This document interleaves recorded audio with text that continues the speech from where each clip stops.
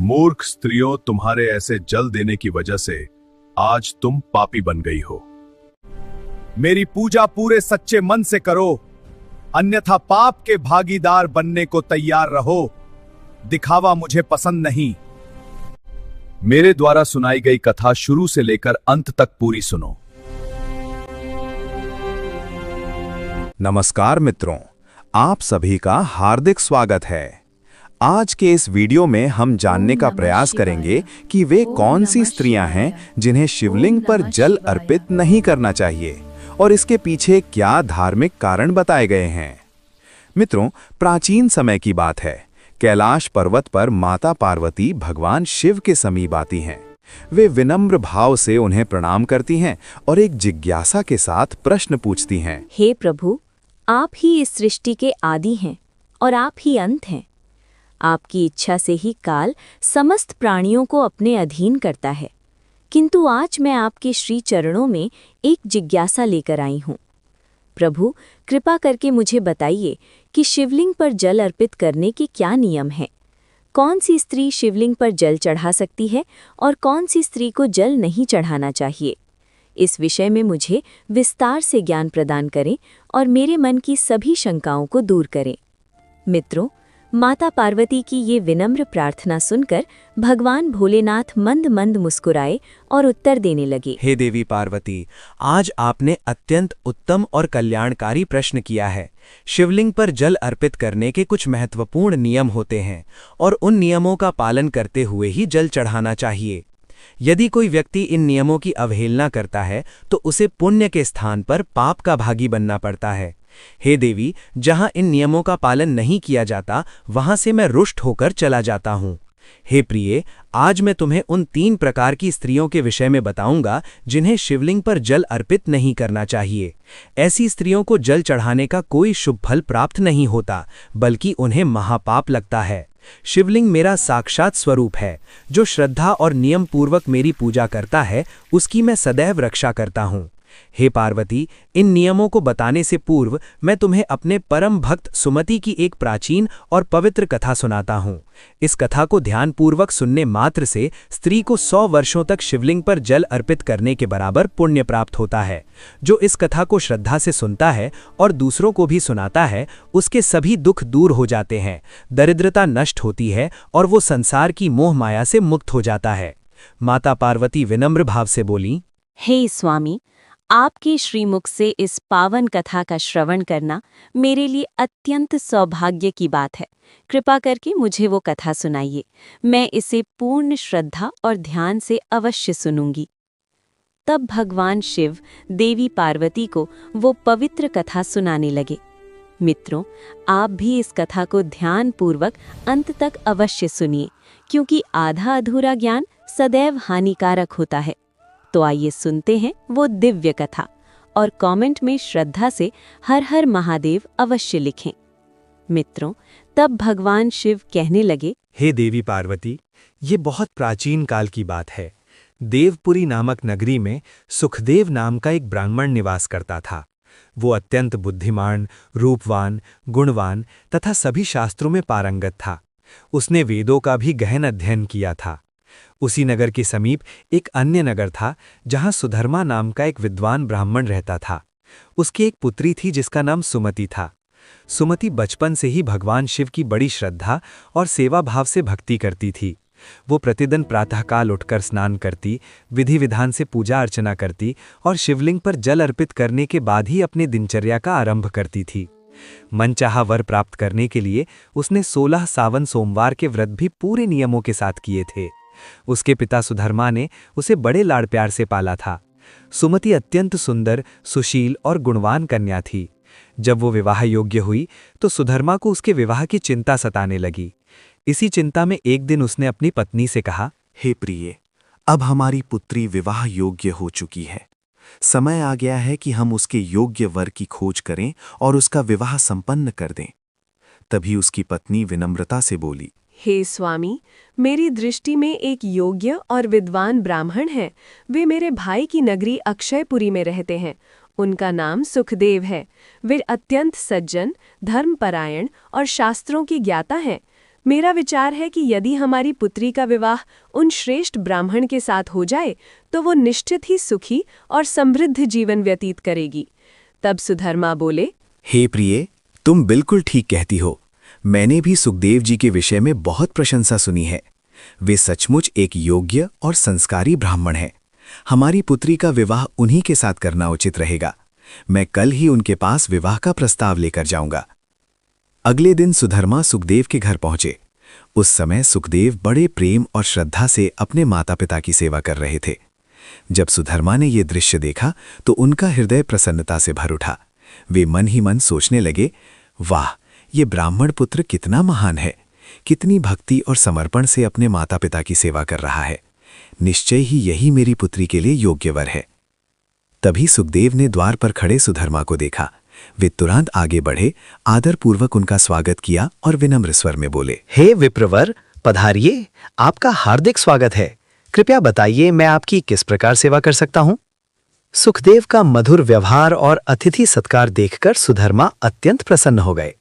उन्होंने देखा कि उसका घर अत्यंत पवित्र और शुद्ध था।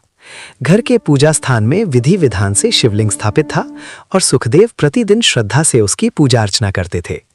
ये सब देखकर सुधर्मा के मन में पूर्ण विश्वास हो गया कि सुखदेव ही उनकी पुत्री के लिए सर्वश्रेष्ठ और योग्य वर है। तभी सुधर्मा ने सुखदेव से कहा, हे विप्रवर, आज मैं आपके पास अपनी पुत्री के विवाह का प्रस्ताव लेकर आया हूं। मेरी पुत्री के लिए आपसे श्रेष्ठ और योग्य वर मुझे कहीं नहीं मिल सकता।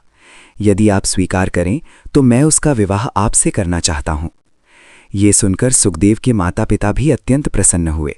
उन्होंने प्रेम पूर्वक सुखदेव को विवाह के लिए समझाया और सुखदेव भी सहर्ष तैयार हो गए।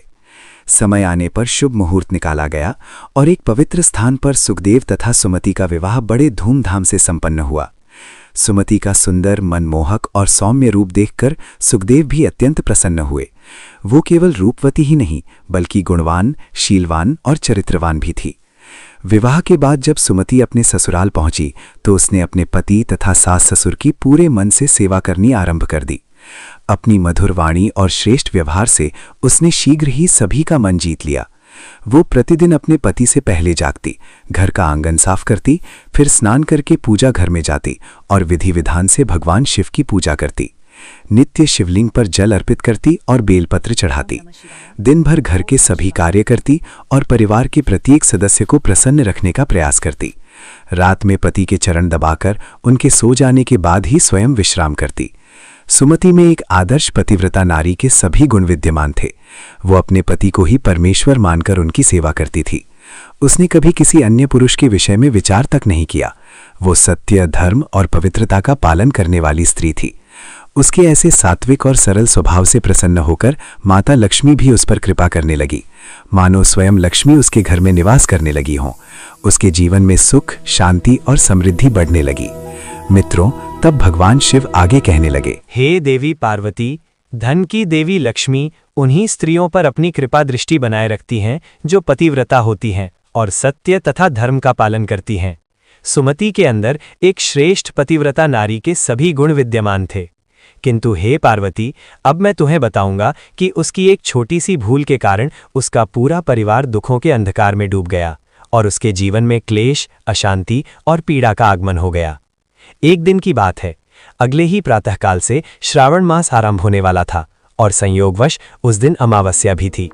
उस दिन सुमति ने दोपहर के भोजन में अनेक प्रकार की सब्जियां बनाईं, जिनमें प्याज, गोभी और अन्य सामग्री दही के साथ मिलाकर पकाई गई थी। स्वाद बढ़ाने के लिए उसने साधारण नमक का भी प्रयोग किया। संध्या से पूर्व पूरा परिवार भोजन करके विश्राम करने चला गया।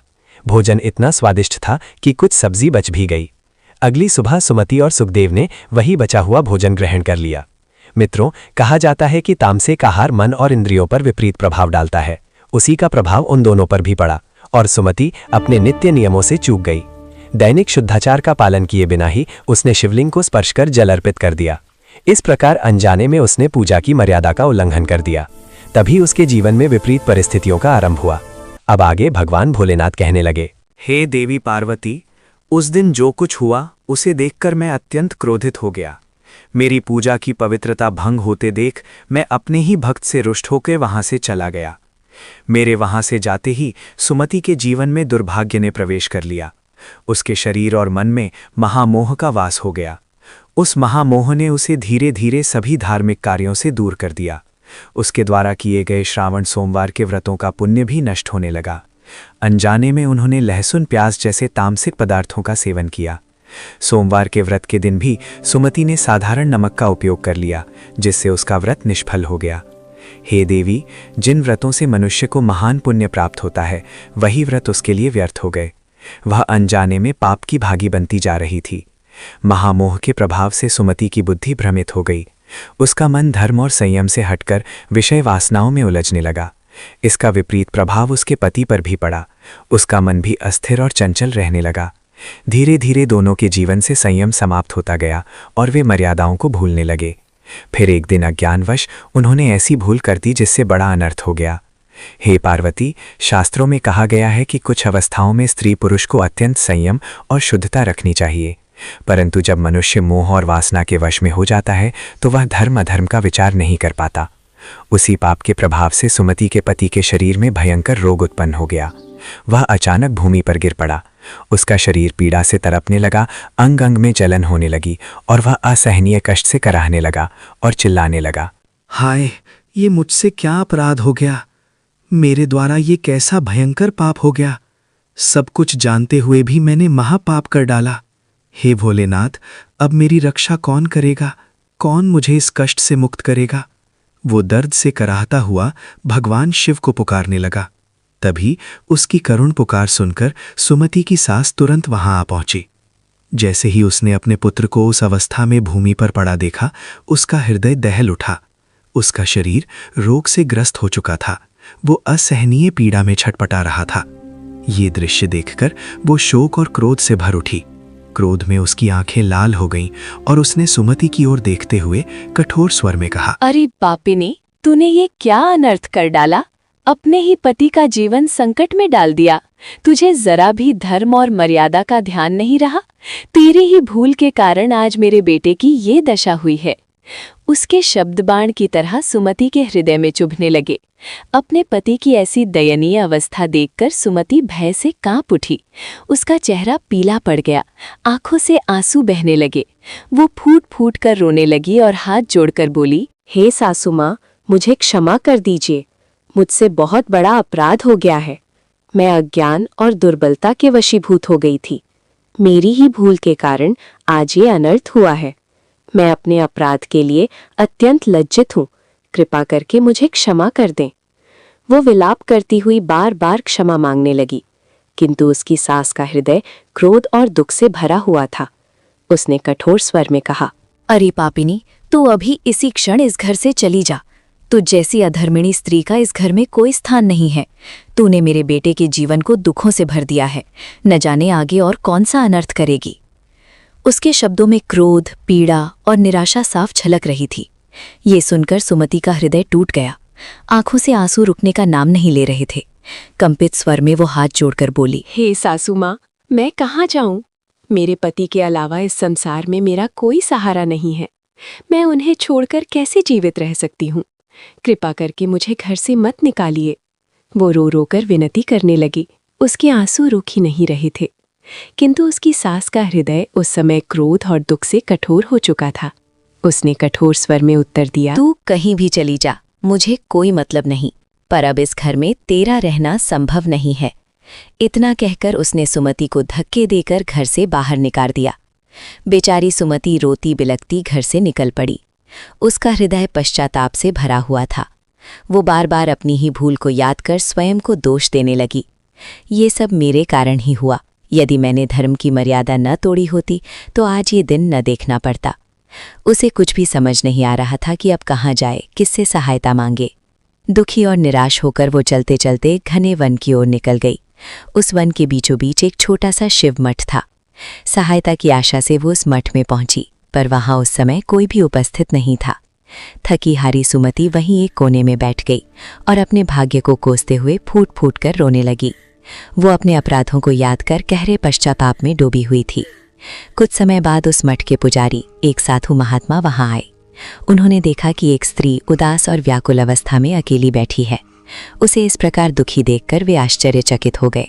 वे धीरे धीरे उसके पास आए और करुण स्वर में पूछने लगे, हे कल्याणी, तुम कौन हो? इस निर्जन स्थान पर अकेली क्यों बैठी हो? तुम्हारे दुख का क्या कारण है? यदि कोई गुप्त बात ना हो तो निस्संकोच मुझे बताओ, शायद मैं तुम्हारी कुछ सहायता कर सकूं। संत के मधुर और दयालु वचन सुनकर सुमति का धैर्य टूट गया। उसकी आंखों से आंसू बहने लगे। वो हाथ जोड़कर विनम्र स्वर में बोली, हे मुनिवर, मेरा नाम सुमति है। मेरे द्वारा अनजाने में एक घोर पाप हो गया। उसी अपराध के कारण मैं अपने परिवार से बिछुड़ गई हूँ। दुख और पश्चाताप से व्याकुल होकर ही इस स्थान पर आ पहुंची हूँ। इतना कहते कहते उसका गला भराया और वो फूट फूट कर रोने लगी। उसकी करुण दशा देखकर साधु का हृदय दया से भर उठा। वे उसे सांत्वना देते हुए बोले, हे देवी, तुम ये क्या कह रही हो? तुमसे ऐसा कौन सा पाप हो गया है कि तुम इतनी व्याकुल हो? निस्संकोच होकर मुझे सब विस्तार से बताओ। यदि मेरी सामर्थ्य में हुआ तो मैं तुम्हारी सहायता अवश्य करूंगा। उनके कोमल और आश्वासन भरे शब्द सुनकर सुमति को थोड़ा साहस मिला। वो हाथ जोड़कर विनम्र स्वर में बोली, हे मुनिवर, मुझसे बहुत बड़ा अपराध हो गया है। अज्ञानवश मैंने स्त्री धर्म और शास्त्र की मर्यादा का पालन नहीं किया। अपवित्र अवस्था में मैंने नियमों की अवहेलना कर दी। इसी पाप के प्रभाव से मेरे पति भयंकर रोग से ग्रस्त हो गए हैं और अत्यंत दुख भोग रहे हैं। मैं ही उनके कष्ट का कारण हूँ, यही सोचकर मेरा हृदय चलता रहता है। इतना कहते कहते वो रो पड़ी और भूमि पर सिर झुकाकर बैठ गईं। उसकी दयनीय अवस्था देखकर साधु महात्मा का हृदय करुणा से भर उठा। वे उसे धैर्य बंधाते हुए बोले, बेटी, चिंता मत करो। मनुष्य से भूल हो जाती है, परंतु सच्चे पश्चाताप और प्रायश्चित से पाप अवश्य नष्ट हो जाते हैं। यदि तुम सच्चे मन से भगवान शिव की शरण में जाओगी तो तुम्हें पापों से मुक्ति मिल जाएगी। तुम इसी मठ में रहो, प्रतिदिन स्नान करके शिवलिंग पर जल अर्पित करो, बेलपत्र चढ़ाओ और भगवान शंकर की भक्ति करो। वे समस्त संसार के पिता हैं। जो भी उनकी शरण में आता है उसका उद्धार निश्चित होता है। तुम्हारा पति भी शीघ्र ही स्वस्थ हो जाएगा। साधु के वचन सुनकर सुमति के मन में आशा की एक किरण जाग उठी। वो उसी शिव मठ में रहने लगी। प्रतिदिन प्रातःकाल स्नान करके ब्रह्मचर्य का पालन करते हुए शिवलिंग पर जल चढ़ाती, बेलपत्र अर्पित करती और भगवान शिव को मिष्ठान का भोग लगाती। मठ में उपस्थित गायों को चारा डालती, उनकी सेवा करती। दिन भर मंदिर में बैठकर भगवान शिव की स्तुति और भजन करती रहती। अपने पति के कल्याण के लिए उसने पुनः 16 सोमवार के व्रत आरंभ किए। इस प्रकार उसकी भक्ति, सेवा और तपस्या करते करते 1 वर्ष बीत गया। किंतु हे पार्वती, दूसरी ओर मैं भी उसकी परीक्षा ले रहा था। फिर श्रावण मास आरंभ हुआ। साधु महाराज ने उसे समझाते हुए कहा, हे पुत्री, इस पूरे सावन माह में सभी सोमवार का व्रत नियम पूर्वक करना, सदैव शिवजी का ध्यान करना और कोई भूल न होने देना। तामसिक पदार्थों का सेवन मत करना, परहेज की वस्तुओं से दूर रहना। शिवलिंग पर भूलकर भी तुलसी पत्र, केतकी का फूल अर्पित न करना। पूजा में शंख का उपयोग न करना और शिवलिंग पर हल्दी, कुमकुम या सिंदूर कभी न चढ़ाना। सच्चे मन से भोलेदात की आराधना करोगी तो वे अवश्य तुम्हारी सभी मनोकामनाएं पूर्ण करेंगे। सुमति ने सभी नियमों का पूरी श्रद्धा से पालन किया, किंतु इतने व्रत और भक्ति के बाद भी उसे कोई दिव्यानुभव नहीं हो रहा था। धीरे धीरे उसके मन में निराशा घर करने लगी। शायद भगवान मेरी भक्ति से प्रसन्न नहीं है, ये सोचकर उसका हृदय टूट गया। हताश होकर एक दिन उसने जीवन त्यागने का विचार कर लिया। वो शिवमठ के पास बहती नदी के तट पर गई। आंखों में आंसू और होठों पर हर हर महादेव का नाम लेकर वो जल में उतर गई। किंतु तभी एक अद्भुत चमत्कार हुआ। जैसे ही वो जल में डूबी, उसी क्षण कोई दिव्य शक्ति उसे वापस ऊपर ले आई। जब उसने आंखें खोली तो उसके सामने स्वयं भगवान शिव साक्षात खड़े थे। उनके तेज से चारों ओर प्रकाश फैल गया। मित्रों, सुमति की अटूट श्रद्धा, तपस्या और भक्ति से भगवान शिव अत्यंत प्रसन्न हो चुके थे। उन्होंने उसे साक्षात दर्शन दिए। भगवान शिव को अपने सामने देखकर सुमति भावविभोर हो गई। वो बार बार उनके चरणों में गिरकर प्रणाम करने लगी और स्तुति करने लगी। तब भगवान शिव प्रेम पूर्वक उससे बोले, हे पुत्री, तुमने अत्यंत श्रद्धा, निष्ठा और सच्चे भक्ति भाव से मेरी आराधना की है। तुमने तप, संयम और व्रतों का पालन करके अपने मन और इंद्रियों को वश में किया है। तुम्हारी भक्ति से मैं अत्यंत प्रसन्न हूँ। अब कहो, तुम्हारी क्या इच्छा है? जो भी वर मांगोगी मैं अवश्य प्रदान करूँगा। भगवान शिव के ये कृपामय वचन सुनकर सुमति की आंखों से आनंद के आंसू बहने लगे। वो हाथ जोड़कर विनम्र भाव से बोली, हे प्रभु, आप दयालु और सर्वज्ञ हैं। कृपा करके मुझे ये बताइए कि मुझसे ऐसा कौन सा दोष हुआ, किस भूल के कारण मेरे मन में काम और मोह का वास हो गया, जिसके कारण मुझसे इतना बड़ा पाप हो गया और मेरे पति को भयंकर रोग सहना पड़ा। हे नाथ, कृपा करके मेरे अपराध का कारण बताइए ताकि भविष्य में मैं ऐसी भूल कभी न करूं। तब भगवान शिव करुणामय स्वर में बोले, हे पुत्री, अब तुम ध्यानपूर्वक सुनो। तुमसे जो भूल हुई वो अनजाने में अवश्य हुई, परंतु वो पूजा की मर्यादा के विरुद्ध थी। एक दिन सावन माह में तुमने तामसिक आहार का सेवन किया। उसके बाद शुद्धाचार और स्नान किए बिना ही तुमने शिवलिंग को स्पर्श कर जल अर्पित कर दिया।